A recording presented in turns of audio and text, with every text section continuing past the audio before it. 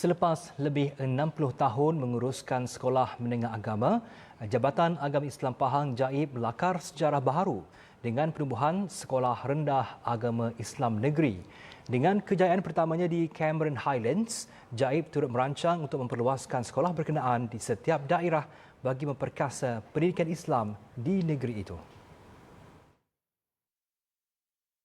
Perasmian sekolah berkenaan disempurnakan Sultan Pahang, As-Sultan Abdullah Ri'aituddin Al-Mustafa Billah Shah.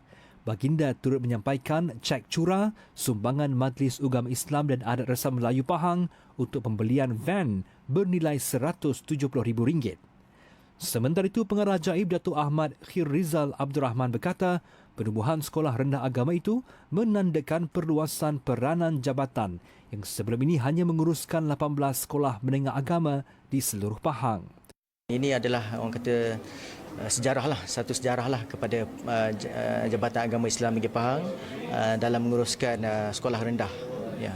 Mungkin ada nak tambah tak tu? Ini yang pertama. Mungkin lepas ni mungkin ada nak tambah lagi banyak sekolah rendah agama di Pahang. Memang kita ada perancangan untuk mewujudkan sekolah ini di daerah-daerah lain. Mungkin selepas ini kita akan membuka sekolah ini di daerah Kuantan dan seterusnya ke daerah-daerah lain.